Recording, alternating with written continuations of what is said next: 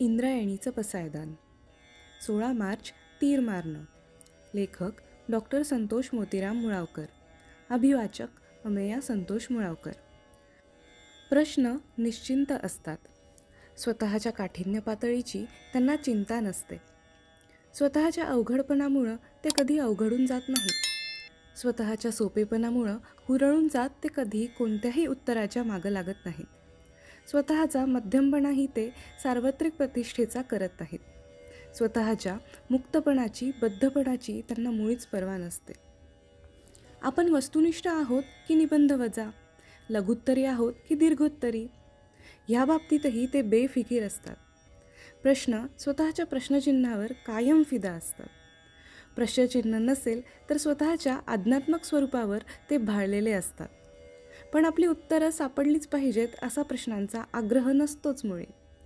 आपलं उत्तर सापडलं किंवा न सापडलं तरी प्रश्न म्हणून आपलं अस्तित्व कायम राहतं, ही शाश्वत जाणीव त्यांना असते. कारण एखाद्या प्रश्नाचं उत्तर सापडल्यावर हे उत्तर ह्याच प्रश्नाचं कशावरून हा प्रश्न शिल्लक राहतोच. असाच एक प्रश्न, माणसाचं कर्तृत्व कशात असतं? वरवर सोपा वाटत असला तरी फार अवघड आणि किचकट प्रश्न, बुचकळ्यात टाकणारा.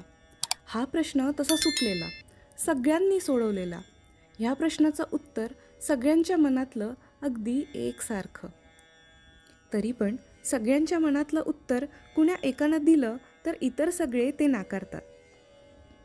एखाद्याकडून एखादं चांगलं काम होऊ द्या, त्याच्या आजूबाजूच्या लोकांना ते कळू द्या. आजूबाजूचे लोक लागलीच म्हणणार, मग काय झालं, असे कोणते तीर मारले? कोणते तीर मारले हे त्यांना सांगितलं तर ते लागलीच म्हणणार, मग काय झालं, असे कितीदा तीर मारले? कितीदा तीर मारले हे त्यांना सांगितलं तर ते लागलीच म्हणणार, मग काय झालं, असे तीर केव्हा केव्हा मारले? असे तीर केव्हा केव्हा मारले हे त्यांना सांगितलं तर ते लागलीच म्हणणार, असे तीर मारलेच कशासाठी? याचंही स्पष्टीकरण त्यांना दिलं तर ते म्हणणार, ते तीर मारले कुठं? तीर कुठं मारले हे त्यांना सांगितलं तर ते लागलीच म्हणणार, जा, जिथं ते तीर मारले असतील तिथून ते काढून आणा. तिथून ते तीर काढून आणले तर ते लागलीच म्हणणार, कशाला काढून आणले तीर? आधीच ते तीर मारायला नको होते. कुणी सांगितलं होतं तुम्हाला ते तीर मारायला? तुम्ही तीर मारत बसता आणि आम्हाला नसत्या चौकशा कराव्या लागतात. तुम्ही तीरंदाज म्हणून नाम कमावू लागल्यावर हे लोक म्हणणार, मोठे आले नाकाच्या नथीतून तीर मारणारे. आजकाल काय कुणीही तीर मारतो. या तीर मारणाऱ्यांना दुसरा कोणताच कामधंदा नसतो, उठसूट मारतीर. आणि हे तीरही बेटे लवकर संपत नाहीत. बरे, एवढे तीर मारूनही कुठलाच तीर गवसत नाही. आपल्याजवळ असलेले तीरही सुटून जातात.